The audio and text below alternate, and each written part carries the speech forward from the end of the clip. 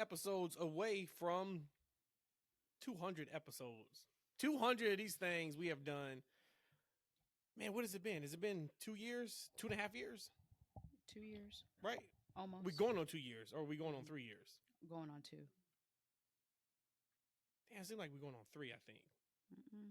Well, we got to be going on. No, we've been doing this longer than 2 years because we potted from WrestleMania 39, and we're at 41 now. So we're going on 3 years of doing this pod. But this is episode 192 of the TFW podcast. That's freaking wrestling. We are Three the Hard Way, the best kept secret in wrestling podcast today. I am your host, Matt, joined by Rhodesia, joined by Eshaun. Well, let's get right to it. We're going to get this thing started. I told Ian and Rhodesia, fellow freaks, that I got one topic that I want to talk about, and then I'm just here for the jokes for the rest of the pod. Okay? That is how this is going to go for this podcast for me. Sounds like a 45-minute pod. Yes. And what I want to start with is the John Cena promo. That's what we have to start with that. Right? Monday Night Raw just came. I think they were in Brussels. And that crowd was hot as hell. The crowd actually saved that show in a lot of ways. But I just want to get right into it. Did you guys like the John Cena promo? No. I can go on my tirade, but I think that yours is going to be just so much more better than mine. Unless I warm you up. I could be like, you don't know that. You don't know what I'm going to say. Okay. That's not fair. Okay. You know what? I'm here for Matt and Rhodesia time right now for John Cena, because this, like in a lot of ways, this was a eulogy on Raw, right? Saying goodbye to that bullshit ass, goofy ass character we had to expose ourselves to for years, right? Because the only people that cheered for John Cena was children, women, and Matt. So I would love to hear what you guys thought about this changing of the character.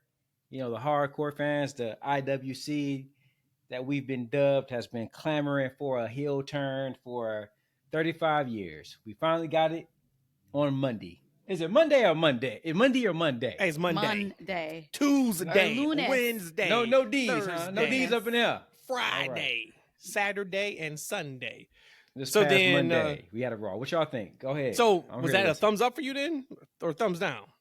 I want to hear your opinion first. I want to hear what y'all got to say. I'm going to lay back. I think that's undecided. I'll speak. I'll speak on this.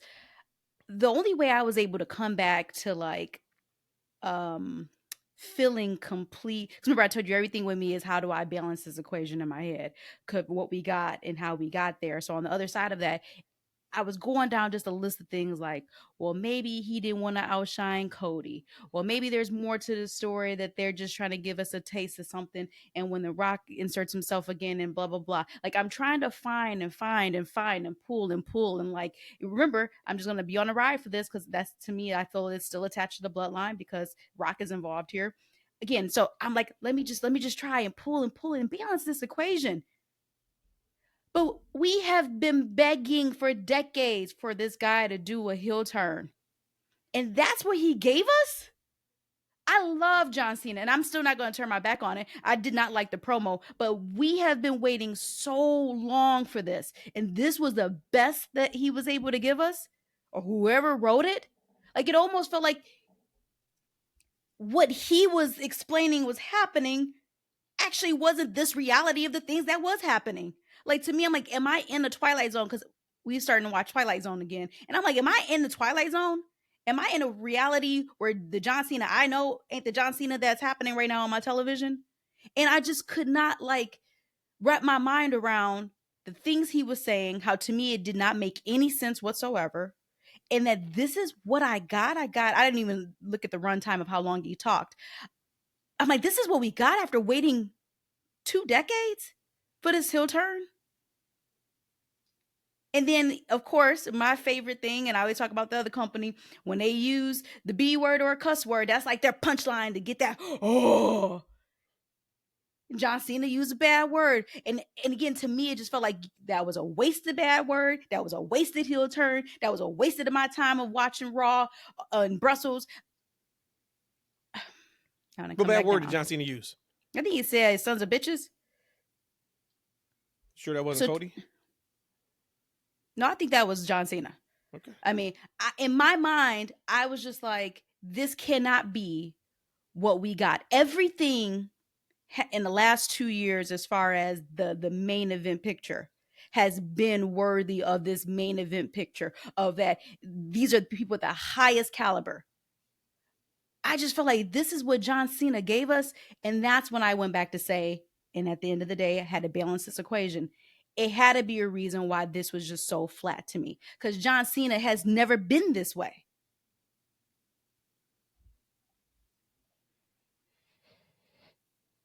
My heart rate is high right now, so I'll let you go. All right. So you said a couple of things there. You said a lot of things. Some of it I don't agree with. So I'm only talking about the promo. I'm not talking about anything outside of that. And the funny thing is, you brought up Twilight Zone.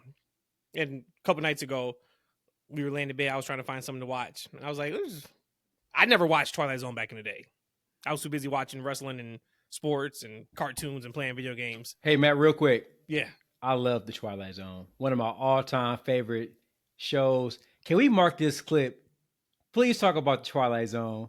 Fans, let's just take a break from Raw. Let's just talk about the Twilight Zone. Just, Matt, please continue. So are you talking about like 70s, 60s Twilight Zone? Or are you the talking original about series, man. The original series.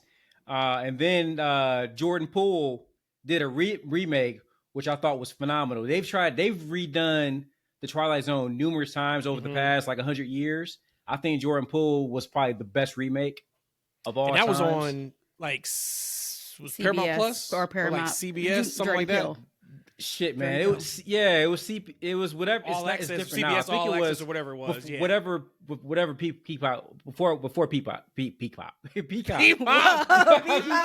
pop. What are we doing here? Peacock. Oh, flip it up, Eric. Wait a minute, hey, the freaks come out at night. Goddamn it, it's not 16. The kids in the bed, beats, man. God bless to that. So I didn't watch any of them. Even that one, I didn't watch. I didn't have CBS All Access, so I didn't have that app. But so we're laying in bed. I'm like, man, I'm trying to like watch something. I'm much more into like science fiction and that kind of stuff than I was years ago. So I'm Googling, and like you can't find a lot of these episodes anywhere. So I'm like, all right, I know YouTube's got to have some. So we pop one. Wait. What are you talking? Are you talking about the original series? Or are you talking about Jordan Peele? At this point, I was just trying to get Remember, so you got the original. 90s. Then you got one with Or like the 80s. Yeah, like 90s with late 80s. Forrest Whitaker. Yeah, so which one were you guys watching? So the one we watched was the one with Forrest Whitaker. Okay. So I'm gonna go back and just watch them because they were good. But this episode particularly was about this guy who got electrocuted. He was up on the pole. He got electrocuted. It didn't kill him, but now like he's starting to hear people's thoughts. So and of course he uses that and et cetera, et cetera. So that was just a couple nights ago. So to preface this conversation about the John Cena promo, I stayed in the black all day on Monday. I didn't watch live, of course, it's during the day. So I watched at night. So I made sure I stayed off the internet. And I was getting texts. I probably got I got 4 text messages saying, hey, are you watching live? Did you watch? And I'm not watching. I'm going to watch tonight. And it was a lot of, let me know what you think. And or there's some hot stuff happening right now. Cool. I had one person, shout out to my guy Rich. He sent me a text and he said, I must be in the minority. I'm not as high on the Cena promo as others. I said, okay. Like, all right, I'll watch and see. That's hard to believe. This is John Cena. Like, this is what we've been waiting on, as Rhodesia said. He's got to bring it. So I put a tweet out, and I put the tweet out after I watched the promo. I'm still not online. I still didn't look the timeline. I don't want to be spoiled about anything we see. And I just asked, was everybody telling the truth about the John Cena Cody Rhodes promo? And I got a lot of yes and then, hey, it was fire. It was great. It's the best John Cena promo he's ever cut. And I was like, damn, okay, like, I don't see it at all, but okay. And then I continued to go online after the show, and then I saw people, in fact, did not keep it real about the John Cena Cody Rhodes promo. That promo, this is what I think people are missing. And maybe I'm missing something. Maybe I really didn't watch the Twilight Zone. And maybe I am in the Twilight Zone right now.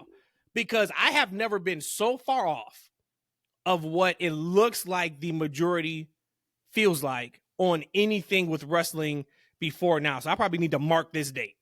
March 18th, 2025. Because that promo, and I asked, so the promo is over, right? They go 25 minutes, 30 minutes, I think it was. And Cody Rhodes saved the promo. Let's put that out there for me. He saved the promo. So they go to commercial. Of course, as I always do, I check temperature in the room. Hey, y'all, what y'all think? Gotta love Matt, man. That's my little dude. So gotta love Matt. Matt said, I liked it. I liked it. I wish I were watching on video. Because this is the face Matt's making. That's exactly how little Matt was. So I'm at the dinner table, and Rhodesia, because he's done eating. Rhodesia's to my right. And Rhodesia was like, I think she said, I didn't like it. I said, I hated it. I absolutely hated that promo. Because what are we talking about? And I understand they are having another face-to-face next week. Oh, hell no.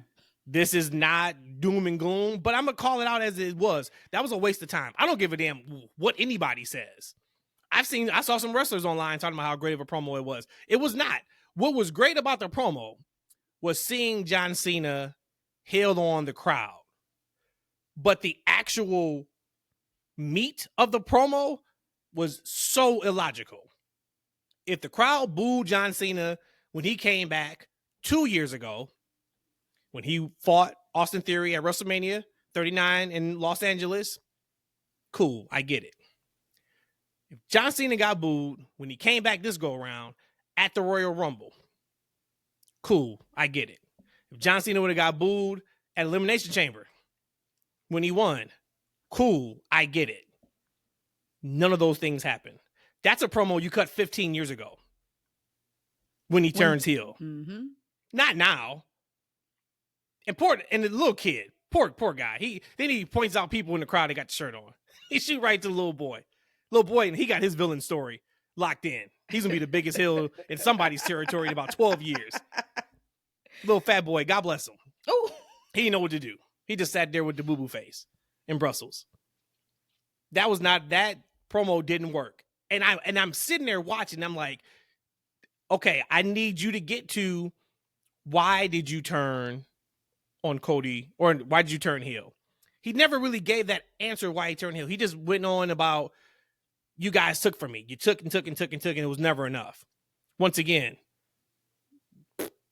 why and where did that come from when everything was Skittles and rainbows over the last few months? No mention of The Rock. No mention of Cody. Once again, next week they have another face-to-face. That's probably where they get to that point. But for us to be waiting for the John Cena heel promo, that shit sucked. I did enjoy him having the same music. I did like him having the same look.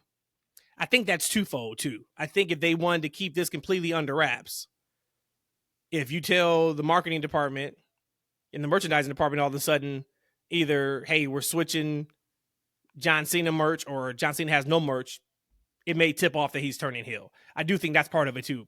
These shirts probably have been planned for a long time. But the body of the promo, trash. Did not like it at all. Only thing I liked was because you just brought it back up to me when he talked about his music. He said, that's my voice. That's me rapping on that. Y'all gonna hear that because that's mine. Like, that's like the only thing of the whole promo that I was like, okay, one that was like a good heelish. And I think the issue, and maybe why some people was going fire emoji that was amazing, is that we're in the age of we like the bad guys. And just like I want Cody to turn heel, and then I'll probably be a full-fledged fan at that point of his. It still has to be done right. So just because Cena is now heel, and I would completely be happy that Cena is heel, it just has to make sense. And to me, I feel like it was just done in vain. Like, we wasted a perfectly good heel turn because you're not going to get another first impression on this. Again, he's a consummate professional. In my mind, I think he just didn't want to outshine Cody. But after their interaction, there was nothing much more to it. I don't think that. I think what we are looking for probably happens next week. But you still have this first impression of you going out there and being a heel. And then I saw so then I started digging a little bit more. And I haven't listened to anything today. I am only going off of things that I saw last night on social media. I saw a lot of, he's putting it right back on the fans. He was giving them the medicine. And then I even saw people clipping up segments from years ago, like when he announced he was having surgery and the crowd cheered. That's all fine and dandy. What people don't understand, that enjoy that promo. And hey, if you like it, I love it. Of course, I'm not here to tell you don't like it, for sure. But the timeline doesn't make sense. You take that same promo, you put it in 6 years ago, 10 years ago, 12 years ago, 15 years ago, promo makes perfect sense. Anything before these last 3 years and that promo makes sense. Anything after, it doesn't make sense. It's like John Cena wrote that 5 years ago. He kept it in tuck. Yeah, that shit in his head. He's like, I'm going to kill him with this one. Whenever this happened, I'm killing him with this one. So I was disappointed, for sure. Like I said, Cody comes out, killed it. I loved it. And that's how I know he's going to be much better next week. And when I say he, I'm talking about the content. He was great in regards to being, he said he wasn't a heel, right? I'm not a heel. I'm not a babyface. I'm just a human being. All that was good. It was just the content that was bad. But when Cody hit him with that line of, dude, I need John Cena at WrestleMania because I'm beating this crybaby up. This ain't nothing to me. I was like, there you go, Cody. That was what you needed. And then he dropped the mic. I even saw people online when Cena dropped the mic, clipped that video up and then said chills. What? Chills because he dropped the mic after talking for 20 minutes? All right, man. All right, got it. E, please tell me you liked it, just so we got a different type of feeling on the podcast that we don't go 0 for 3. Tell me this is one of the better promos you saw. This is what you've been waiting on for years and years and years, and you actually went on WWEshop.com and bought the latest John Cena shirt because of how he treated the fans. First things first, I want to shout out little Matt, who ain't little. He's actually like 7 feet tall, really big kid. Great kid, actually. I think I might have told this story on the pod, but I've told Matt and Rhodesia, they know this story. Like, watching Matt and his son's relationship is actually what motivated and said, you know what, maybe I can be a dad. Like, really, like, to see their genuine love for each other. And, you know, then my growing friendship with Matt at the time, and then, you know, getting to be close with the son and really enjoying being around his son too. And I'm like, damn, you know, I want to have a little me too. Like, I think I can be a dad. So seeing their love really motivated me to have a family, because up until this point, you know, I remember when we were Katrina and I were going through premarital class, we had to go through a list of like non-negotiables. Oh shoot! Right? You talking about the pastor again? This is before the pastor. Thank God, right? This is so, but this is the thing. This man actually wrote the criteria. You know what I'm saying, for the premarital class. So go figure, right? But he had us do some homework. We had to go through a list of like, it was kind of like a list of like must-haves, right? And things, you know, that you can work around, right? Because it was like, hey, you know, you get married, people aren't honest, right? So then you don't have the proper expectations, and then you have issues, right? So Katrina wanted to have a family. She wanted to have kids. I didn't. I did not want to be a dad. I did not want to have kids. I'm like, at the time, I'm like, man, I'm too selfish of a person to devote my time to having a child. Like, right? I'm like, I like kids, but I'm cool being around them for a little while. But after that, I need to get my space. I need to be able to do my thing. So being around Matt and little Matt really inspired me and said, you know what? I want to have a mini me. And, you know, here we are. You know what? Real quick, E, I was so proud of you because you knew you were selfish. I remember having a conversation in your basement, and you were talking about, I think you may have been talking about you guys are about to do this. And I remember I was just like, man, like one of the biggest things was it's no longer about you, right? Like you are on somebody else's time all the time. Yeah. And I'm like, you can't be selfish. And you were like, but I am selfish. And I remember I was like, well, then you know what you got to do. Like, you got to figure out what you do. I mean, you've done a tremendous job since, but a lot of people don't recognize it. And if they do recognize it, they don't do anything with it. And then when they do have the kid or whatever, that changed, right? If it's now you're in a relationship and that person, you know, decides to live with you and you know you've got your things. I got to have X, Y, and Z this way. But that's not going to work when somebody else is always around you. You know what I'm saying? But shout out to you because you were able to identify that and then still have the kids. But I would say, though, like, you still are a little selfish. You're not as selfish as you probably were. You got to maintain a little of your identity, right? But, you know what I'm saying? But for the most part, you know, you're right. You got to, like, you know, like, it's one of the things you have kids, too. Like, and most parents should have this internal thing to where the light switches to where you know, it ain't about you. Like, right? It's about raising, you know, these boys to men and give them the best life that, you know, they did. And like, that actually makes me reflect. And I appreciate some of the things that my dad did for me. Like, right. Cause I just remember I told Katrina, like, my dad used to take me to the comic book store. Like, right. And I think he used to pay for it too. No, actually it was for my allowance. He used to give me an allowance. It's like $25 or something like that. Nice. And so every month I would save my $25. I go to the comic book store. I'm spending like $100 at the comic book store. This is back in like the 90s where $100 you can get a lot for $100, right? Mm-hmm. My dad would take me to the comic book store. I would be in the comic book store for like 2 hours and he'd be sitting out in the parking lot, you know, just waiting, chilling. Like just stuff like that. Like this is his way of bonding, right? So I take those things and some of the things, you know, experiencing with Matt and his son, you know, and I was talking to somebody else like, you never know if you're doing it right too. Like, right? Like you never know if you're doing it right. Like, right? So I appreciate you guys. You know you're doing it right later on. Yeah. You never know in the moment. Yeah. Because you don't know. Like, you know either what felt right to you or wrong when you were a kid. So you do the opposite or you do the same. But like right now, we are now getting the fruits of our labor with Matt. Like when we see him out and we hear people speak so highly of him, it's like, and that's why I was the way I was with him at the age of 6, 7, 8, 9, 10, 11. But in that moment, you're like, well, I think this is right. This is what feels right, so I'm going to do it. But we all just learning because everybody's different. You know what I'm saying? Like everybody is different. The same way you would parent, you know, your 2 boys you got now. If you had a little girl, you can't do the same thing. Hell, if you had another boy, you probably can't do the same thing. Everybody is just different. And times are different too, right? And then trying to navigate, because that's the only thing you can try to like blueprint, you know, which you guys, because your son has what? He has 7, 8 years? No, because he's 17. 11, yeah, he'll be 18 in August. So 6 years. You know, things have changed a lot in 6 years, right? So I could try to follow a blueprint, but the roadmap is so different now, especially when things are being taught in school. Try to emulate what my dad did. You know, things are just so differently. But you know, like you guys met Matt once on the pod. We probably need to get him back on there at one point again. I'm not sure what kind of show we're gonna do to bring back, you know, like our extended family onto the show, man. But you know, 200 kid. 200. We brought him on 100. Bring him on 200. There we go. 200. Bring back this man that we talk about. But this, I love to see his insight because, you know, in going back to it, I knew that dynamic would be present, which is why I'm like, you know what? I'm watching this in real time. I'm like, man, I bet Rhodesia and Matt are shitting all over it. I'm like, I'll bet they are shitting. I bet the pants is down, spread on the toilet right now. Diarrhea. I knew it was happening because, like, number one, you know what I'm saying, diehard fans, right? Like, so much of a fan that Rhodesia trying to pick an argument with me about Hulk Hogan versus John Cena's moveset. I'm like, I can't argue diarrhea with poop. But they're the same. They are the same thing. That's what I was arguing. They were the same thing.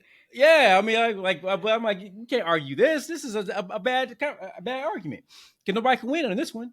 So I'm like, I knew this is gonna be was gonna be difficult for you guys, and we want to talk about the actual. You know, now I love that you talk about perspective, right? Like acknowledging things that, you know, the thing about the hardcore IWC that we're present, it's almost like Canada. You know what I'm saying? But it's like WWE going to Canada back in the day. The shit flips, like right. Like some of the things that we like, the casual fans don't like, right? And you can't even say sometimes the casual fans, right? I just think that us as fans, we watch so much wrestling, we consume it so much that like we look at it on a deeper, higher level, or we think we do, right? We look at it, and sometimes we look too into it, which is why for me, I try to step back and watch things a little more casually so I can sit back and enjoy and turn my brain off and just enjoy it if it's good or not. Like, right. So when we talk about the John Cena promo, very valid arguments and points that you guys all make about the story. But the great thing about fiction, like, right. And that's what this is reality based, but it's still a story. And with story and creativity, you can manipulate the truth, especially with time. Like, time changes a lot of things because you gotta hope that people remember all the events that led up to a certain point, especially when you got like a 15-year history. Now, if they wanted to, they really could probably edit and create a story that got us to this point that would totally make sense and make the promo make sense. So for me, when I'm listening to him talk, like, I'm just listening to him talk and his character change.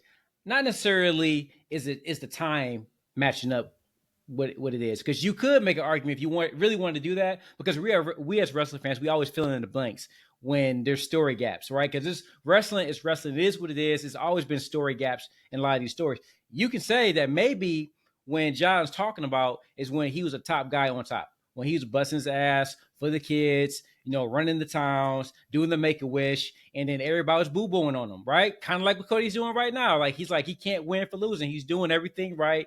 He's trying to be the good Samaritan. He's trying to be the savior for the children. He's probably trying to be the perfect role model. But yet, every night, people are booing him out of the building. That's legit. Like, right? His top run until he went to semi-retirement, he was a very bipolar figure in wrestling. He would get booed as heavily as he would get cheered everywhere he went. Like, right? So yes, he went into some type of retirement and went on a losing streak, and then all of a sudden everybody will start cheering him, right? And they're cheering him in the semi-retirement, and he's losing every single match he wins. He goes on a 2-year like losing streak, right? So there's a story to be told that kind of could put him in a situation where he is right now, if they really want to tell that story. But for me, I'm just listening to him change into a different character and kind of explain it. It was loose, but I felt like it was a fine promo. I'm not going to say it was a great promo. It was fine. It was fine for what it is. You just did a better job than he did yesterday. You just did a better job, right? Explaining put yourself when he was making the wishes, because you connected when I was winning, because he talked about it, and I won, and I kept winning, and that didn't go anywhere. They just said like you hated me for it. What you just said would have been fantastic. When I was on top, you guys booed me every single night. I come back, I don't win a fucking match for a year and a half, and what happens? Now all of a sudden, I'm the most cheered person who comes out here. Okay, now I get it. Unless he flubbed his line and they cut that off of the Raw that was on Netflix, I appreciate you for telling me that. And maybe now I look at that promo a little bit differently. Do that work. Because how often have we in the last 2 years talked about how great they pay attention to detail? Oh, man, did you look backstage when whoever was cutting the promo and you saw blah, blah, blah? Or, oh, man, they got a plan for this and that happened 2 years ago and they brought it back? I just didn't feel any of that in that promo. So I appreciate you saying, hey, I'm kind of just sitting back and just listening and watching his character change. I think it was because we've been waiting so long for this. If everybody would have shit on the promo, I would have been done talking 18 minutes ago about this. I'd have been like, yeah, I agree with everybody else. Shit promo, let's see what they do next week. And I probably would have moved on. But when I just saw everybody, or the majority, talking about how great it was, I'm like, either I'm tripping completely. And please, y'all know already, freaks. But it was a great foundation for his character change. You also got to think about it too.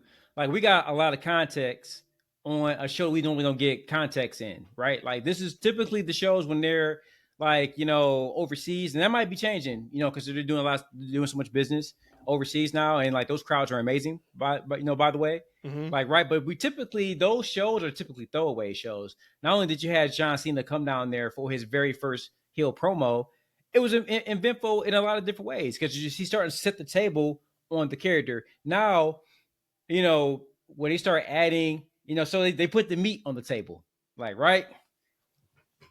The women love all right, meat. Man. They put the meat on the table. Look. All right. All right, right. But now next week, too. The meat is out. The meat is out. All right, man. The meat is out. And so now you're going to start putting some salad on there, a couple of vegetables, some potatoes.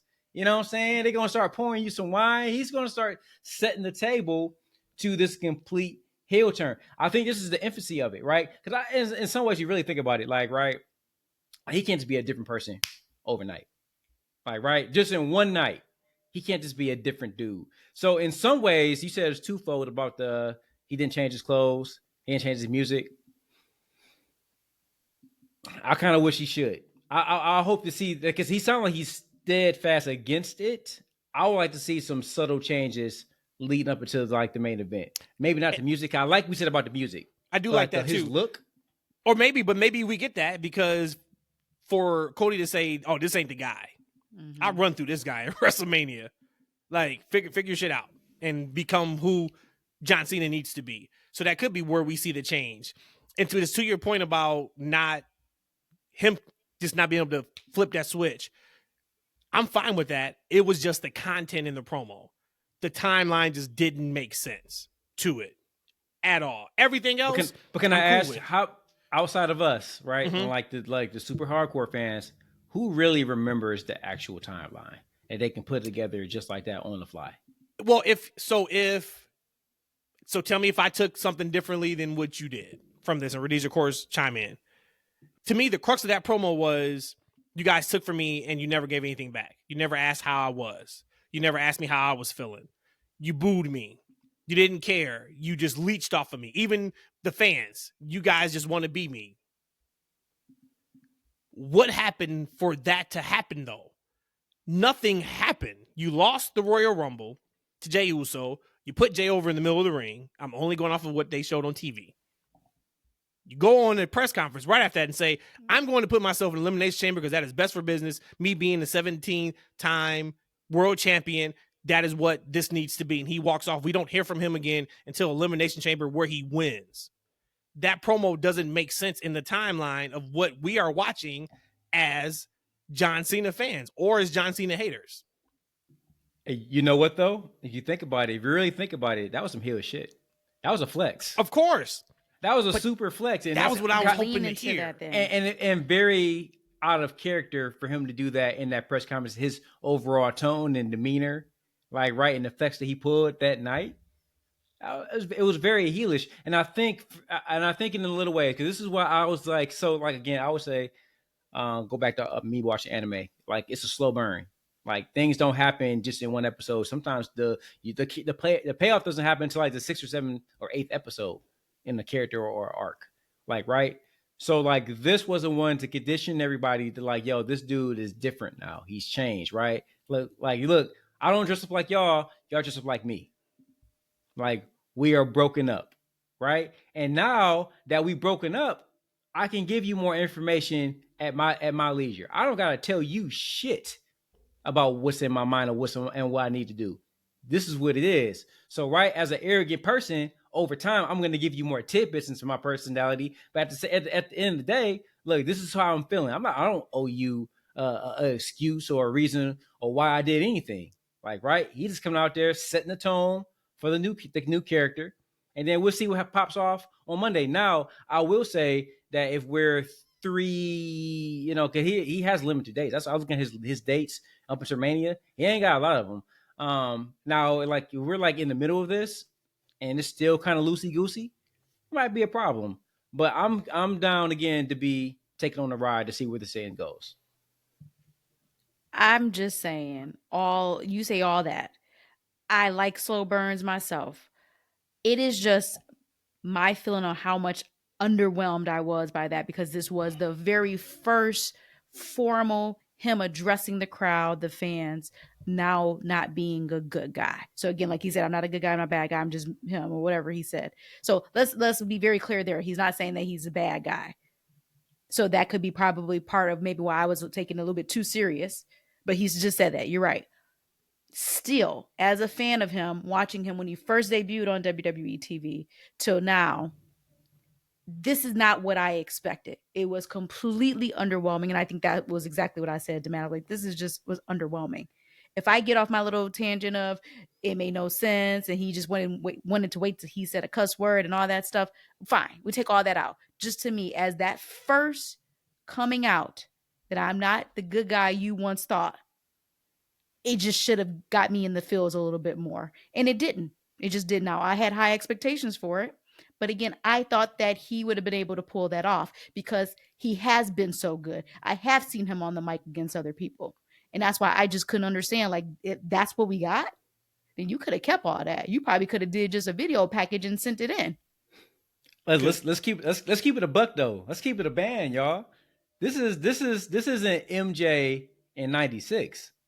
This is fucking MJ in 2001. Oh, no, you are not comparing John Cena's promo skills right now to Michael Jordan to the Washington y'all Wizards. Out here thinking this man about to drop 50 points every damn night, man. Them days is over. And y'all thought the promo was a little bit flat, number one. Like, look, this ain't his era no more, y'all.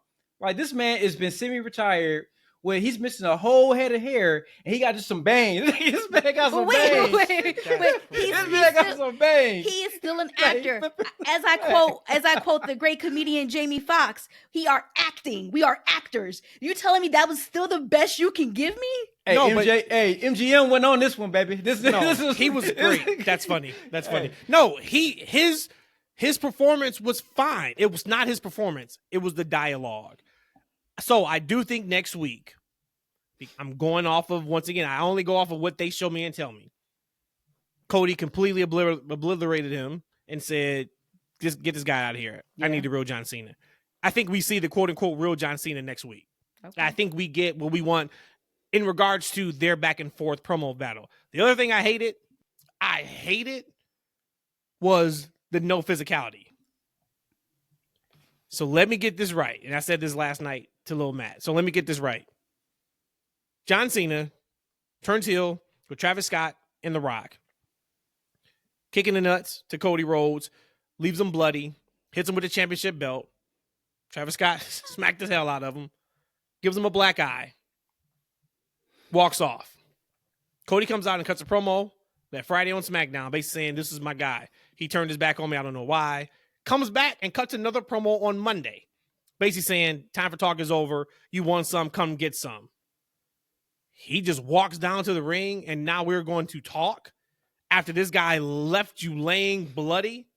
In no world that makes sense. That was the other part of this that I absolutely hated. I'm okay with that. Everything you said makes 100% sense. But if they would have had physicality, and that was the first time the two of them had physicality after that trash ass promo, I'd be even double mad. So I'm glad they didn't touch. Let's wait till next week when you allegedly the infamous battle between the two of them we're gonna see. That was the only thing. If I was to nitpick something, that was the only thing I said I nitpicked it that night was just that moment. So like I think you want to. So like you can have, I would say, I know it's my man's Nick. What's dude's name? The GM? Oh, Nick Aldis? Adam Pearce? That's SmackDown. Who's Adam Pearce? You can have Adam Pearce say, hey, no physicality or something like that, right? But like that will kind of ruin the impromptu moment of Cody coming out to interrupt, right? So you can't necessarily announce that during the moment. And then him coming out in the middle after the introduction and after the crowdy, singing of the song and everything, that'll kind of ruin that. Then maybe that's something they can do or talk about later on in the show. They can just mention, like, oh, by the way, I told Cody right before he went out there that if he touched John Cena, it was going to be blah, blah, blah, right? They can plant that seed later on. But whatever, right? As Rhodesia said, I totally agree. You don't want them touching just yet. We got a lot of time to tell. I think you kind of hold off on them touching as long as possible. But that was my only nitpick for the entire thing. I felt like the promo was fine. I didn't think it was the greatest promo that I've heard. I think it was fine for what it needed to accomplish for the time that it was. I think it sets the table for the characters so you can get used to booing this man.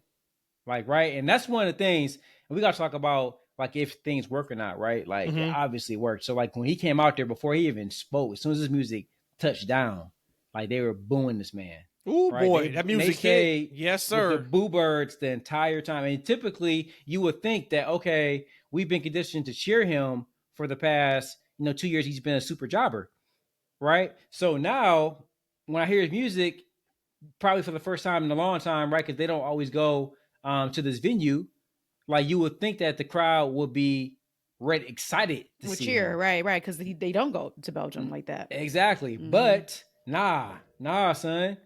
That shows you the power of Cody. Like, yo, y'all did my boy dirty, and your ball spots ugly. Like, we booing y'all. We booing you on sight, and they stay booing him for the entire promo. I think it was a really good promo, and I think they explained enough to kind of get your mouth wet, and then next week, week they're gonna give you the full course. We jumping off of this topic anyways because the more we talk about it, the more and more E likes his promos. So no, we're not going to condone the liking of the promo. But I'm glad. I'm glad he felt that way. So at least all three of us, and it's cool if all three of us would have been the same way regardless. But I like to hear different perspectives.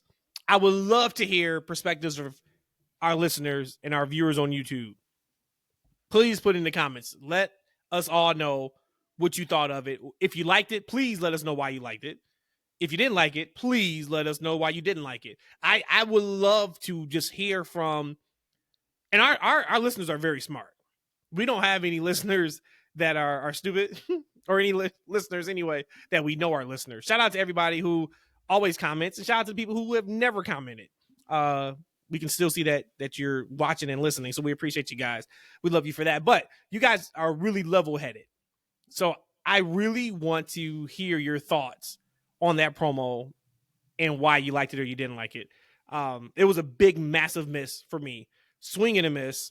Nothing that they can't come back from. But what I will say is no matter what happens next week and leading up to WrestleMania, this will always go down to me as a massive missed opportunity. It's not going to change business. To E's point, when his music hit, Boo Birds came out. So everybody's bought in already. It's not about that. For me, it was just about, we've been waiting 10 plus years. He's turning heel. How is this going to be presented? And then to get what we got, it's like, ugh. Real quick hypocritical moment right now for me. I'm like E. The longer we talk about this, the more and more I get off the edge. I did like, though, when he talked about how y'all made him the butt of the joke about the not seeing me. I thought that was actually pretty good, too. He fucking leans into it. I hated that, too.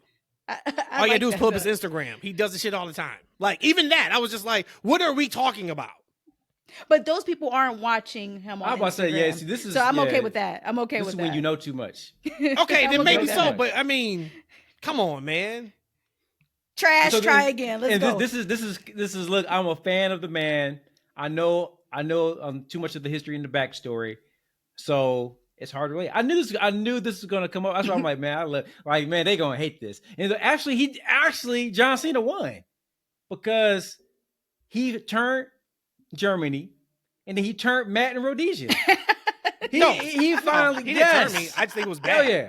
It was a bad performance. So, like, honestly, when you were watching, why did you know we wouldn't have liked the promo? What did he do, or what did he say where you knew outside of knowing it was trash? Like, seriously, I would love to know that. Like, what happened where you were like, oh, they're gonna shit on this? Oh, so here's the thing about when I watch the show and I listen to y'all. We talk about it. Like the Twilight, you said it. The Twilight Zone. Y'all the Twilight Zone. I don't like Jey.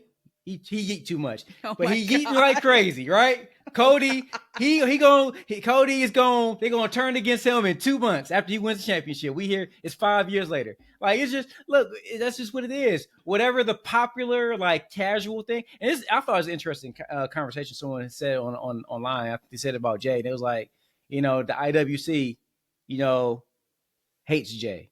Casual fans love Jey. And we've had a conversation before, like, like the what is it? What do we say? Like when someone goes like a pop, like they start losing some of the hardcore fans.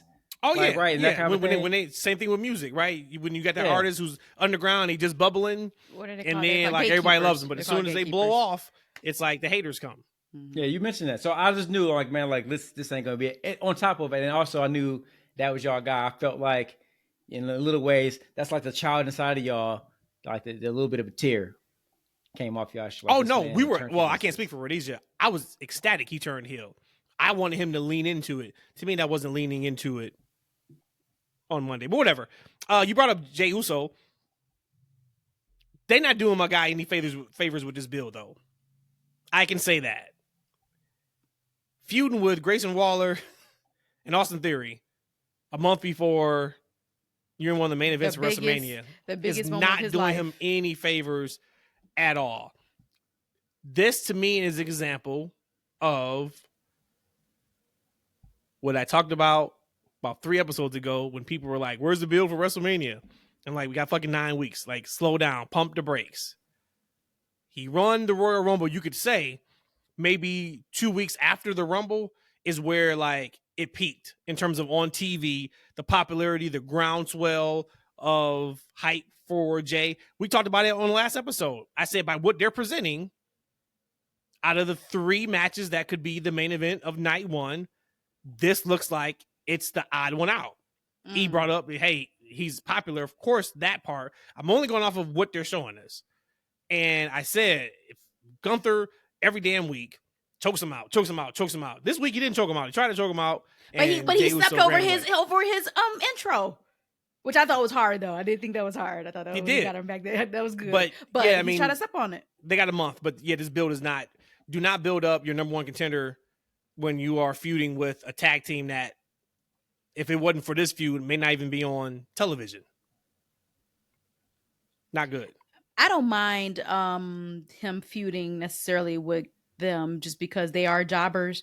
So in my simple brain, wrestling fandom brain, local legends, I'm okay. You mean? Local, what'd I say? Oh, I did say jobbers. Sure I'm so sorry. I said I would never say that again. The local legends. I'm okay with that. Enhancement talent for him. They are the enhancement talent. He beat for that Jey man right now. in a minute, which is the way it should have been. But that's what I'm saying. I'm okay with that because that I'm 100% okay with. Like I said, I just with Jey, and I do not dislike Jey. I will go back to this with him and LA Knight, and LA Knight is over too in Europe. It's just how I was initially invested with them.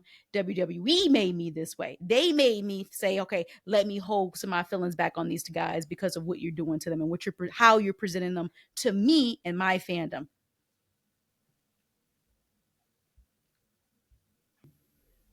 Is the problem with the Jey Gunther build up? I think it's more of a Gunther problem than a Jey problem.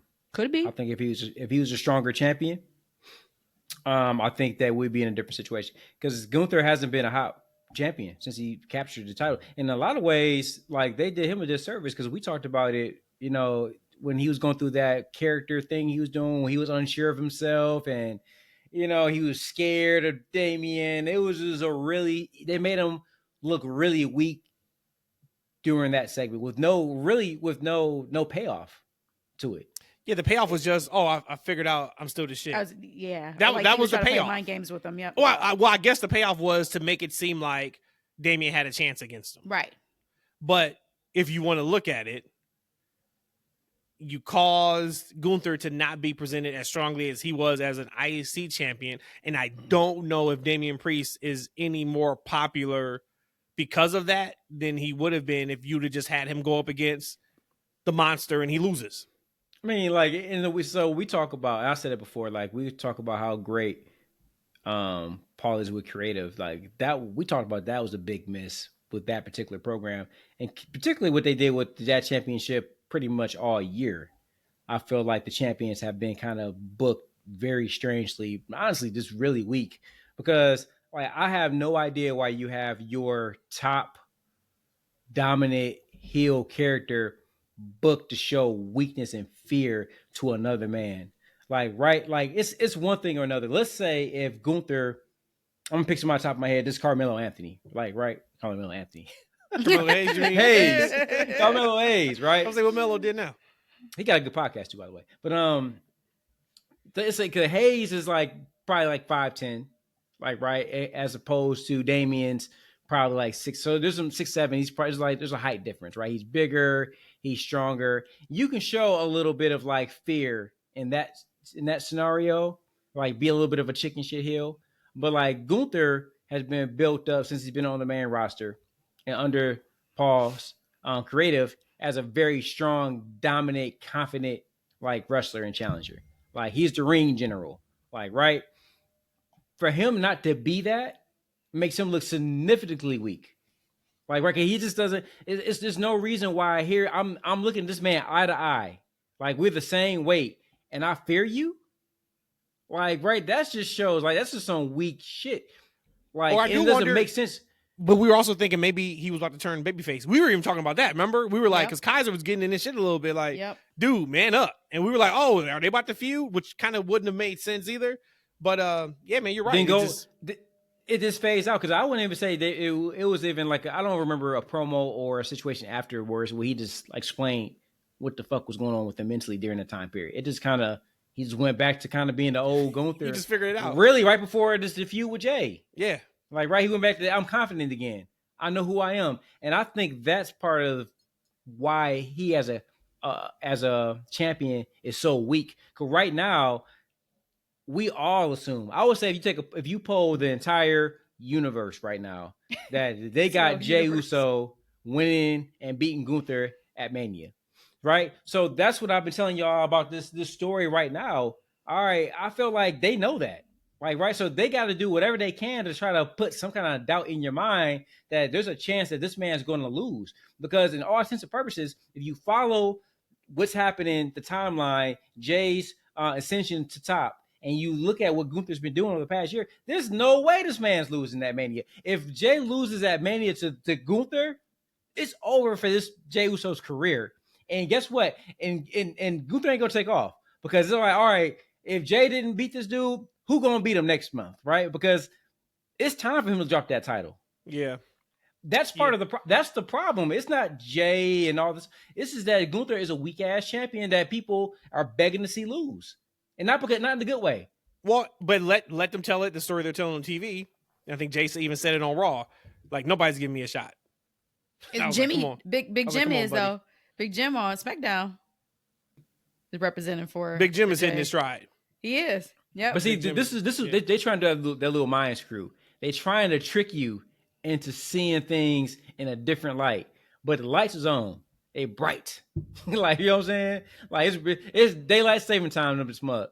Like, we all know what time it is. But they trying their damnedest to try to convince you that Gunther got a shot at Mania. Now, you know what they should do at Mania? It shouldn't even be a 30-minute match. That should be a 5-minute in and out. Like, Jey come out there, do the greatest hits, boom, bam, boom, pin his ass, and let's just get eaten, let's just go home. That's I do wonder what is his first feud after Mania? Him being Jey. You couldn't just bring it back? I don't want to see that again. Because it shouldn't be a need. I mean, I guess maybe you could run it again in Backlash. It's called Backlash, right? It's called Backlash. Yeah, they're going to be in St. Louis. Yeah, so you could do that. But I'm talking about the actual feud. Like, hopefully they have one set up for him after. And maybe that's the one he loses. I don't know. Maybe you go they're just spitballing. Maybe you go Penta and Braun Breaker at Mania, put the belt on Penta, and you got Braun go after the World Championship. Even though we've seen him and Jey already. They fought after the IC. But just whatever's, I mean, they just gotta be protective of him. That's all. Or whatever's next. Speaking of Penta, what y'all think of that Fenix video package on SmackDown? And I'm also going to think the other video package with the 4 was for Aleister Black, because I don't know anybody else who would be coming to SmackDown. So I'm only going to assume that was Aleister Black. So what did you guys think about, I guess, maybe the decision to bring Fenix to SmackDown? The word was they were going to be together as the Lucha Bros. I think WWE has that trademark or copy written, whichever one is what. And it looks like one's going to be on Raw and one's going to be on SmackDown. The first part of that question, I didn't see really either one of those promo packages, teasers, so I can't speak on that. I did have a question that I'll ask y'all, and y'all can answer it later. Did you want to see Fenix and Penta together as their debut, as Fenix's debut? I'm neutral on it. I had mentioned a couple pods ago, like before when Tony was holding Fenix hostage, right?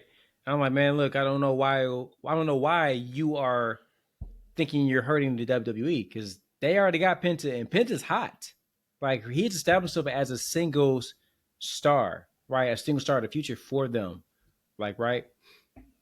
Like, if anything, like letting Fenix go could potentially hurt the WWE, because if they put those two guys together, right?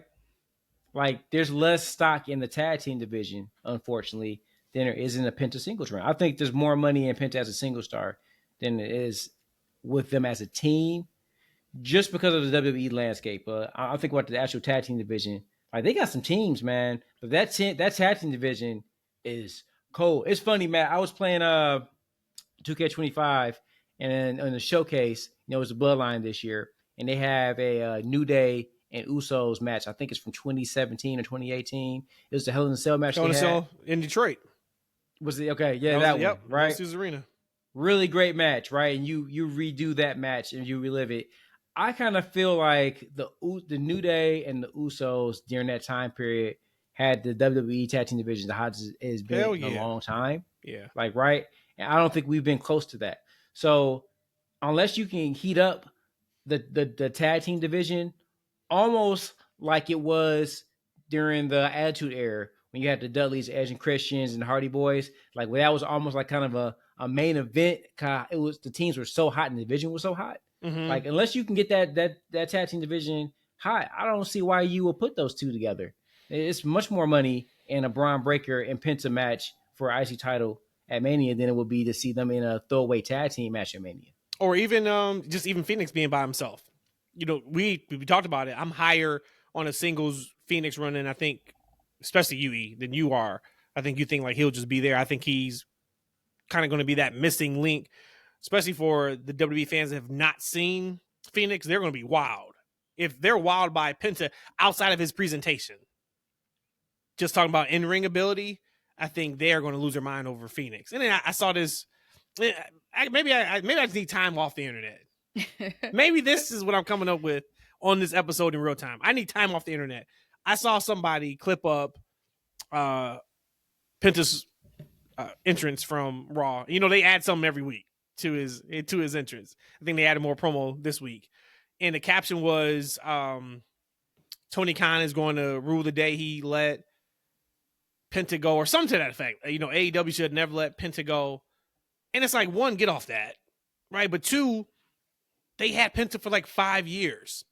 This Penta we see in WWE is not the same Penta that was in AEW. I get he's the same person, but it is I don't want to say completely different presentation, but it is very different than what was in AEW. AEW used him for what they could use him for, and now it's time to move on. But this whole thing of as soon as somebody does great in one company, it's now, they should have never let X talent go, because it's like, chill out on that, especially when they were under contract for so long. Now, Aleister Black, you can probably say that about. But even him, he was there for 3 years, and I think they didn't use him for whatever reason because they didn't want to use him a said way. I don't think it was oh man, you should have used him, or I don't think it was a situation where they could have gotten more out of him under the circumstance. Under the circumstance, it is what it is. Swerve. He would never be the Swerve that he is right now in WWE. Now, maybe if and when he goes back, he can pull it off. Same thing with Cody. Cody would have never been this guy if he didn't go to New Japan and didn't go to Ring of Honor, didn't go to AEW. Like, you got to have those outside times to wherever you decide to go, then you can flourish. But this whole, as soon as somebody leaves and they do one good thing, it's like said company shouldn't let that person go. We got to get off that. Well, actually, they wanted to leave. Right. Tony wanted to keep him. They wanted to go. Right. It's not like they let him go. Right. They wanted to stay. Question for y'all. Going back to Aleister Black. What y'all think happened with that in AEW? Yeah. How do you? Because you think about it. Out of everybody, as you said, I feel like they used the Lucha Brothers as well as they could for the most part in the tag team division, right? But Malachi got really hot really quick, and it seemed to kind of flatten out out of nowhere because it seemed like the crowd still was behind them and wanted to see him do his thing, but it felt like they never gave him that push. I don't think he even won a championship outside the 6-man. That was it. Happened? I don't think he ever won a singles championship. I think a couple years ago, I think he wanted to leave. And I think I may have joked on it that he was trying to say he was having some illnesses to leave because remember he was going on the internet saying something along the lines of like. Well, he responded saying he didn't want to leave. The reports was he wanted to leave. His response was, I don't want to leave. I'm under contract. I like it. I'm happy here. That was what he said. That's not how I remember it, but of course you remember more than I would. That was the scuttlebutt. The scuttlebutt is that he wanted to leave, but then he came out and refuted and said, no, that's not true. But no, like what you're saying is what the popular speculation was. Yeah. And wasn't he like, didn't he say he was sick? That this wasn't the scuttle booty as you would say it, was his mental health being there? And then I think even people was drawing maybe because he was away from his partner. But again, their schedule isn't what it used to be back in the day. I just thought that from what I felt, Malachi Aleister maybe didn't want to give his all there if they didn't want to use him the exact way he wanted to be used. And so he kind of pulled back and disengaged. And then at that point, Tony was like, again, this is my feelings. Tony was like, well, F it. I'm always going to keep you here because no one's going to be bigger than AWE. Damn, y'all are good for fucking up some words. He said bipolar earlier. I was gonna let that shit slide, but then you said right. AWE. I had to keep going with it. What the fuck? I wonder. So yeah, like just assuming. I think Tony has his playbook. I think he has the storylines mapped out for months and months and months. And no matter how hot somebody gets or how much they're not over, if they are planned for something big, they're going to stay there. Case in point, Action Andretti. When he first came in, he took off. They didn't do anything with him. Top Flight. They first came in, took off. He didn't do anything with them because they weren't planned to. I think he had Malachi in a certain spot. He came in against Cody, and the typical thing, of course, is you come in hot, and then we're going to just peg you kind of where you are. And I think when you have been used in the correct way on wrestling television, wherever that may be, I think you know what it feels like when you're not being used correctly. You're not going backwards anymore. I think when you are used in stories and you are told, hey, this is where we're going, this is your character's thought process this week, this is what we're trying to attain. I think when you hear all that, because you've gotten it somewhere else, and then when it's, yep, here we go, here you this is the match, and well, what are we leading to? We'll figure it out, but this is just what you're doing this week. I think that can bother some people who have been other places, because if you look at a lot of the people that we have heard have had issues outside of Sammy Guevara years ago, before he had his child, outside of Sammy, I think everybody who has had issues there that we've heard about has come from somewhere else where they've done television before. So that's what I think. It's crazy you mentioned Sammy Guevara. He was one of the pillars. Like, this man, I'm not sure now, right? Because, you know, AEW is still AEW, whereas people just disappear off the show for no rhyme or reason. So he may be injured. I don't know. But I know even when he was healthy and he was back ready to go, like, they weren't using him. He wasn't even on AEW television. They was using the dude on the paywall ROH. Mm-hmm. So it's just like, damn, this man is just in a permanent doghouse. So I'm not sure what his contract look like, but if I'm Sammy, look, I'm trying to get up out of there. You looking at being on that nationally syndicated UPN show on Tuesday nights? Boom. Before we leave this, just because I had some thoughts about Fenix and Penta, initially I wanted them to be the Lucha Bros together. I did. I did not think Penta was going to be as important as he is now when he first came over. I think, Matt, you hold Fenix in a better light right now than me as far as expectation. I want him to be the next Rey Mysterio, and we shouldn't say be the next, but I would want him to kind of feel that as Rey goes on and retires. I would love that for Fenix. Right now, though, I don't think we're going to get that, and I think Fenix coming in as a singles person, he's probably not going to live up to my potential that I thought in him. Now, unless maybe down the line they become a tag team and Lucha Bros, let's say that's even a thing in the future. I just think Penta came in so hot that Fenix is not going to come in on that same level because of how hot Penta came in. Now you may say, and you have been saying, just even how Penta looked, oh, that's going to be fire in WWE. But to me, I still feel like because he did come in so hot and they have him and they're writing for him to be so hot, I don't think Fenix is going to get to that level. You're going to see Fenix in LWO. Yep. Don't do that. Hey, they got to win on Monday night, though. I didn't watch the match. I fast-forwarded through it, but they got to win. I did see that. What else y'all want to talk about?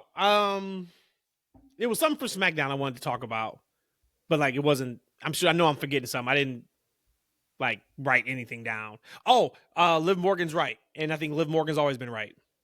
In what regard? Everything. It's starting to show. Everything that she said over the last year has been right. The whole Jade Cargill thing. Yeah. Where Jade had to sit down. And that was incredible. Once again, we called it on the TFW podcast. I told you guys last show, you got to put her in a sit-down backstage environment to counteract what Naomi and Bianca did. And what did they do? Sit down. There you go. Free game. But she basically just said, like, told you. Rhea Ripley. Liv Morgan was right about Rhea Ripley. Rhea Ripley has been showing her ass the last 2 weeks. Yeah. Actually, last few weeks. She ain't coming across as a babyface at all right now. She bogarting her way in just like John Cena is. She ain't had to sell her soul, though. That's the difference. Well, maybe John Cena didn't sell his soul because he didn't talk about it. So, like, I hate that promo again. Actually, I'm back to that. I'm back on that energy. Worst promo in the world. And he putting it over. Deep down hate that damn promo. He just knew we had to get some content for this podcast. That's all that was. I'm like everybody else in the world. It was fine. Fire. What is Solo and Jacob doing for WrestleMania? I think so. Remember, I don't book the bloodline, but I think Solo is going to, I think we know this. Solo is going to have to turn on Jacob just because of how he is repping for Jacob now. It's kind of like, is he trying to do what they were trying to have Gunther do with Damian Priest, like getting these mind games into Jacob's head? So I think that's where we're going to go. I think that Solo may be a bad guy because he might have to, because Jacob is so over in this feud between the two of them. Assuming it's the two of them at Mania, I think Solo is going to be the bad guy. Why would you assume that right now, though? Because I think he is trying to make Jacob believe, like, I'm repping for you, in a sense, and then giving Jacob that false security that that who I called the tribal chief is now looking at me as either equal or more. And I think he's gonna turn on him. But I don't book the bloodline. Hey, question for you: Who's in line for LA Knight in the championship at Mania? Barbie Logan Paul again? Hell no, Logan Paul's on Raw. They haven't Logan Paul and AJ right? Styles. LA Knight. Oh, we can go back and get Nakamura. Because this is what I asked, because these SmackDown, because of how long it is, and so on a Friday night, I watch the show in pieces. So this is what I talk about when I watch these shows casually at this point, right? Like I'm not sitting there on a Friday night or any point in the weekend for 3 fucking hours staring at this wrestling show. 2 hours and 20 minutes if you fast forward through commercials. I ain't trying to do that. Like That's too much time. So I sit in, if it's on and it catches my attention, I'm good. But if not, so that's why I asked, because maybe I missed something. Because I had a question for you guys. It kind of plays into your question. Is that what Mania matches do you want to see that haven't been announced yet? And for me, I'm like, I would rather see Jacob Fatu versus LA Knight for the championship with Solo in his corner. I'm not hype on seeing a Jacob Solo match for Mania. I'm very, very high on Jacob Fatu. Of course, I think we all are, right? You can see it. This guy, whatever his next program is going to be major. I can't just watch it, and I'm not really trying to. I can't see what the next thing is for Jacob, but Solo ain't it. No, it doesn't feel like it. Solo ain't it. Yeah. From a face perspective, he ain't it from a heel perspective to see that, I would love to see, Jacobs get his hands on Solo. I'm not interested in that.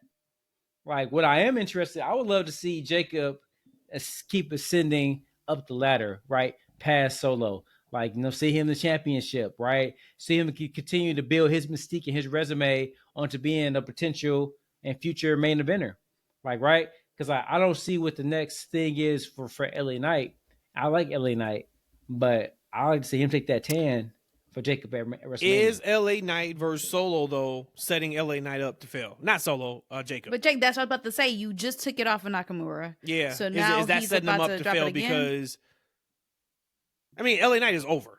But is that is. setting him up to get boos or not be as popular as he should be for a WrestleMania match? I think when you think about LA Knight, I think LA Knight has his place on the card. I think he has a place. Like, right? Like, I would say he's below like a KO, of course, like a Sammy, because like those guys can go up and down into like to the championship realm, and you could potentially think they can win. Like, right? I don't think LA Knight challenges for, even right now as a U.S. champion. I don't feel like he can beat a world champion. Not right now. Like, right? So, and the type of popularity he is, he's fun. He's going out there. You can go, yeah. You can get to the promo. His wrestling is fine. If he wins or loses, I don't think it matters as far as where he's an eye of the fan. I think he's just one of those. He has a place, and I think he's going to stay in that place. It doesn't matter if he wins or loses. So you're saying like him just winning the belt, it's not going to hurt him if he loses it next month? Nope. Got you. I cannot remember. Jog my memory. Who won between KO and Sammy? Just the non-sanction match a few weeks ago. Sammy. Yes. Sammy won, and then KO. But then KO, but KO, retaliated after. Yep. Solo. Sammy got the win. Because I was thinking, because you just talked about like where LA Knight is on the card. You mentioned KO. You said Sammy, even though I think Sammy's on Raw. Is Sammy missing WrestleMania? Is he only going to be there to do a run-in for the KO and Randy Orton match? Because he ain't got nothing cooking. I mean, KO laid him out, right? So, like, when he does come back, that's the guy he probably should come back for. But you got Orton. I wonder if somehow Sammy misses WrestleMania in terms of having a match. You know, I honestly, when I look at the card, I assume he was missing it. See? Yep, me too. So, okay, so then back to your question. You said one match that is not announced that you want to see. Now, are we going to what we think is like a realistic match for Mania? Well, you know, mine, I just booked some shit for my ass. Okay, so your ass booked LA Knight and Jacob. Rhodesia, you got one that's not announced yet. You like, man, I got to see that? Yep. Which one? A singles match between, pick two of the three, Roman, Seth, or CM Punk. That is what I want to see. I do not want to see Triple A. I want to see a singles match. But you know you're getting that triple threat. We know we're getting triple threat. They both going to be on SmackDown. All three of them going to be on SmackDown Friday. We eating that triple but threat. No, I don't want that. I want... I'm going to go with... what match is not announced that I want to see for WrestleMania?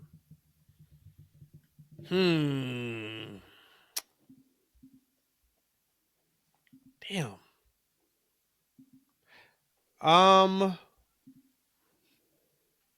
Liv and Raquel are the tag team champions, right? Correct. Mm-hmm. So give me Liv and Raquel versus...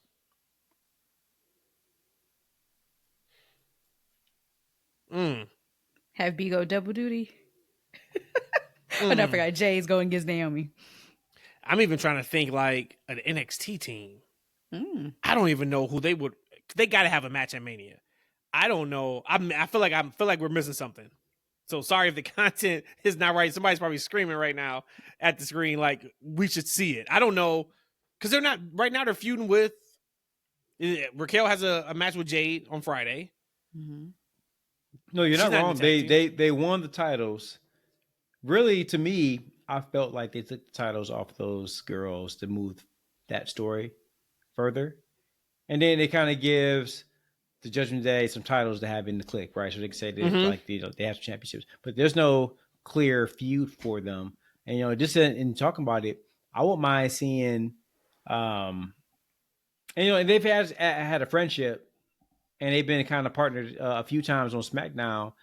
B-Fab and Michin. Give them something to do. Yeah. But is that a Mania match though? No, it's not. It's not a Mania match. And it was funny that Michin match a couple weeks ago, I think it was a hardcore match she had. And like commentary just doesn't do her favors. We had talked a few weeks ago about her not connecting with the crowd, and they were like overly putting it on about her being like a hardcore legend queen of like matches. Like she's not that. Like that's how people don't connect, because you try to over push it. But yeah, I mean, I don't know. Like that's a good question. Like I should have thought about that a little bit more. But that's kind of the fun part about where they are right now with Mania is we got our big matches now kind of set, but then everything else does feel like it's still kind of up in the air a little bit. So you guys feeling good about the build so far? I know you guys were saying it's still got a lot of time left. Mm-hmm. I am. We got a month later. Yeah, because now you got Roman's back, right? So now you're seeing that triple threat. I think there's no way we're not going to be excited for that match when it comes. They're going to do what they need to do for the build. We got Cena, and Cody. The women's match, I really think they may position that to be the main event of night one. That'd be good. I'd be happy. Even after last night, I was like, yeah, I could see it. Because we still got to get to a way to how Rhea is officially added to the match. But no, I feel pretty good because you're still talking about you don't have Raws an and 5 SmackDowns left. FYI. Yeah, so you don't have an official match for some of your heavy hitters. Solo is a heavy hitter. You don't have a match for Solo. You don't have a match for Jacob. You don't have a match. We just talked about the tag team titles. You don't have a match for Jade yet. You don't have a match for Naomi, even though we think that's going to be 1-on-1. We don't have a match for Penta yet. We don't have a match for Braun Breaker yet. We don't have a match for we know it's me, Drew and Damian Priest, but US we don't have a match. Tag Which one? Team, Raw, the U.S. title match. We don't have a Raw tag team title match. We don't have a SmackDown title match. Or the Andre the Giant over the top battle royal. Oh, well, that's when we on that SmackDown. This is when it's time to go home. Yep, that's me on that SmackDown right Andre there. the Giant. Speaking of SmackDown, WWE is getting outrageous with their ticket prices, even more so than what is normal. People relax, just don't buy them. Ain't that the truth? Because just don't buy them. For real. Prices will drop. I'm seeing a lot of people who are up in arms, and yeah, if it's something that's going to sell out, pay up or don't go. But I'm seeing a lot of people just really talking about the price of some of these tickets. Don't buy them. Price will go down. If not, then you'll be outside looking in. But we'll probably do Monday Night Raw after WrestleMania. But like that SmackDown show, prices are fucking $300 a ticket, $350 a ticket. I'm not doing that for the night before WrestleMania. Hall of Fame prices are ridiculous. I remember getting close to where we were talking to the wrestlers for $150 a ticket. I used to be able to take 3 of us for $520 like after taxes. These prices for this year for Hall of Fame, they ain't getting you 2 seats in like the 3rd level. I was like, they'll find the spot where people will start getting hip to the game of tickets go on sale. That's too much. AEW's figured it out.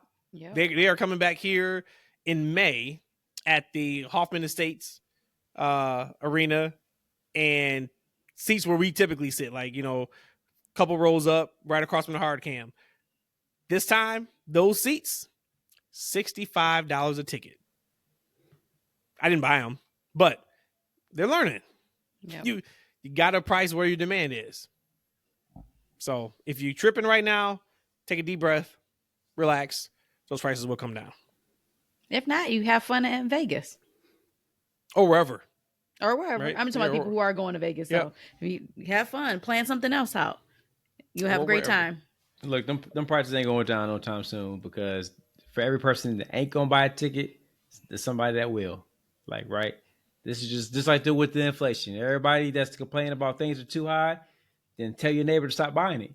So it's going to be what it's going to be. But guess what? You can watch this shit on TV for $3.99.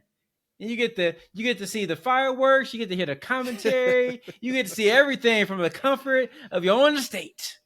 Nothing like it. WrestleMania at the Big Daddy Cave. Woo! Oh, I got to decide what wings I'm getting to. There's a new pizza place that opened up around the corner. What's your plans for Mania weekend? Are you are you working at all that weekend? Oh, hell no. So then, are you locked in? Are you locked in on like NXT SmackDown. Saturday morning, SmackDown Friday night? Are you watching everything? I think for once, I'm actually going to be a hardcore fan and actually watch these shows. Make a weekend of it, because I typically don't. Right? And I'm just going to get into it. I'm going to see what's going on with Brandon, see what he want to do. That's a lot. Hey, look, B, that's a lot of time spent together, man. We spend 3 whole days together all day long if we sit and watch these shows together, man. So, but I might link up with Brandon, might watch a couple shows. Could invite my brother-in-law over, man, but all he gonna do is shit on the shows the whole damn time. That's what he do. Yeah, they ain't got time for that, man. Keep him away. Listen, E, I'm gonna put it all on black. We gonna hit big, and we gonna fly. We gonna flew you out. You and Brandon gonna fly you out. I ain't flying no grown man out like that. That's what I said. That's what I said. I am. I'm gonna do it. I do want to. We started with something. I do want to end with something non-wrestling related. So we started with talking about the John Cena promo, and my eyes are telling me it's not good. Right? There's something else that is super popular that we've been watching that my eyes are also telling me it's not good. No, you can't do that. And that is Severance season 2. No, you cannot do that. First off, it's not complete yet. Doesn't matter. You can't even do that. No. Doesn't matter. Listen, y'all. I am so tired of having already stopped listening to wait until something is over to say if it's good or not. You not are giving me an hour episode every single week. I should be entertained during those hour episodes. If I am not entertained, I don't want to hear about, oh, it's deep. Oh, they haven't told you everything yet. Oh, everything's going to connect at the end. If I'm not entertained in that moment, it's not that good. Season 1 was incredible. But you are having recency bias. Season 1 was like that for at least the first 4 episodes. I remember we were like, we still don't know what we're watching here. This is absolutely ridiculous. I get what you're saying. Our time is the most valuable resource that we have. So if you're watching something for 52 minutes and you feel non-satisfied at the end of it, you have all the right to say what you're saying here. I'm just saying, shoot them some bail. They already have emotional equity built in us. Wait until this Friday, watch the season finale, and then say what you're going to say. I'll still watch it. It's not good. I don't care if the season finale is the best season finale in television history. The season's not good. What was the I disagree with that. What I 100% was the disagree with that. First Disney show on Disney Plus? Hawkeye. No, it wasn't Hawkeye. It was the Moon Knight. What was it? No, it wasn't Moon Knight. You mean the one with Marvel? Yeah, the one with the woman. What was it called? You talking about like Elektra, like back in the 2000s? Just I know. I'm like, what are we talking about here? What is it called? No, that was a movie. That was Black Widow. No, not Miss Black Marvel. Widow. He's talking about Black Widow. Yeah, because that was not Black Widow. What's the other one? Who was the one that dresses in red? Why am I forgetting her name right now? In red? I am having a brain fart. Captain America? No. You mean Miss Marvel? Or you say Miss Marvel? About, not Scarlet Witch. Right? What was the name of that show? WandaVision. WandaVision. You felt the same way about WandaVision, though. WandaVision. Don't sit up here. I did not. WandaVision, we watched like the first 2 episodes, and I'm like, I have no idea what I'm watching, but I like it. Severance 2 is not that way. It's just not good. It is not good. So, I disagree with you 100%. It is good. If you say that it's taking a long time to tell this story, the first season did not have the luxury to tell a story. For you to be the pro wrestling fan that you are, I can't believe that you can't appreciate a good story being told here. They have now time to tell this story. This is a slow burn. And again, thank you. You just proved my point. What's the point? Of everybody who has enjoyed this John Cena promo, and it's everything you just said about why you didn't like the John Cena promo, but you want me to do that for the Severance show. No. Thank you so much for proving the point that you are just a diehard Severance fan. Like John Cena. So all of a sudden, the Severance just can't do no wrong. That's what I'm saying. Like, Matt, you are like on a whole nother level. You can't I'm do back any in the wrong. Twilight Zone because Matt just trying to spin something. No, you just proved it. Yes. You just proved it. So I like that. No. Hey, shout out. Hey, now, real quick before you go, like, because like I love talking TV. You know, the show. I know what you're talking about. I don't think it's nerdy enough for me to watch, spend time on. But I heard it was really, really good. And there's something too with both of you said. Like, I think Rhodesia is absolutely right because a lot of shows can be a slow burn, but it has to be interesting. Something behind it has to kind of catch you. Now, on the second season of something, they kind of go back to it's almost like they hit the reset button, so they're going back to that same type of style, right? So the last cliffhanger from the last season was hot, and then when the season 2 starts, now they're trying to slow it down. It's almost kind of like in your mind, you got to stay where you was when you ended, right? And that's kind of the tricky thing with those type of stories. So I understand both of your perspectives, but what I will say, what I want y'all to do, continue watching that Twilight Zone, man. Like, look, if y'all can go back into the day, if y'all got some time, if y'all got 20 minutes, start watching the old Rod Sterling shows, man. Like those, like they were so thought provoking, y'all. And it's like 8 seasons or something. Oh right? Man, it's ridiculous, man. I used to watch like the marathon back in the day when I was a kid. I had a lot more time than I got now. But man, like a lot of the social, like they had a lot of social problems mixed into the sci-fi. Mm-hmm. Like they mixed like social problem and racism and things of that nature into these stories. And they make you think you're talking about like aliens and other kinds of shit. Really, there's a lot of social issues that are still present today. It's a phenomenal show that was very thought-provoking back in the day. And if you guys get into Jordan Peele, you know how his content is. You know, get out. I want to watch. He brought it. I need access to that. Yeah, I need access to the content. And the reason why I thought it's about not on Peacock? No, I don't think so. Google didn't say it was. Because somebody had told me like a week and a half ago or something. They were like, "Hey, there was an episode back in the day of Twilight Zone where there was a older man who was buying people's lifetime. So he would go up to somebody, he would say, "Hey, how much is like 5 years of your life worth?" And they would say like, "Oh, $20." And then he would give them $20 and he would take those years. So then he became younger and that person would immediately be like 5 years older. And he was saying, he's like, "I wish I could switch like time with you because you're younger than I am right now." I was like, man, that sounds like a really good show. He's like, yeah, that was the Twilight Zone. So that was kind of why my mind started thinking about Twilight Zone just a couple days ago. But Twilight Zone is absolutely better than Severance season 2. And I've only watched one episode. Damn. Twilight.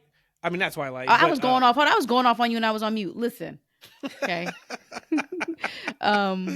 My 2 of like my 3 to 4 favorite shows of all times has to pay homage to Twilight Zone. Fringe and X-Files. Without the Twilight Zone, we would have never gotten X-Files. And without X-Files, we never would have gotten Fringe. And that to me is in my bag. I love that kind of stuff. And like you said, a lot of that stuff was before its time. Because a lot of those things, it was taboo to talk about certain things like that back in the late 60s and early 70s. So Twilight Zone, though, for the original, I hate black and white. Oh, really? I cannot watch a movie in black and white. I cannot watch TV in black and white. So I cannot watch the original. I like the music, the beginning theme song. Other than that, no. That's why I got in on the late 81. I got you. See, them late 80 ones, they didn't hit for me. Hey, just let you guys know before we sign off, it looks like the Jordan Peele version is on Amazon. Oh, I got that. Amazon Prime, like, do we have to purchase it or can we just it says it's press free. Play? That's what they said about Fringe, and they guess what we doing right now? January 1st. Guess what we doing after we press the stop button? About to go do something that grown-ups it's on. I just clicked the button. Yep. We better go do something that grown-ups do. Actually, I'm probably about to eat dinner and then go to sleep. There you go. But I'm about to say something that grown-ups do. If it wasn't for that, it would have been maybe that, and then somehow watch. I'm exhausted. There's no other way around it. I am sleepy. I am tired, and I got to be up at like 6 o'clock in the morning. So, same. Yeah. So we're gonna have this out to you guys on Wednesday. Hopefully you enjoy it. I know you will enjoy it. Y'all know the deal already. Follow us on Twitter, that's 7W. Instagram, that's 7W. YouTube, that's Freaking Wrestling. Watch us. We are all on all audio podcast places, and we are on YouTube. March to 1,000 subscribers is on. We got to put out more shorts and stuff. So you got to do it. We out. Love y'all. Talk to you next week.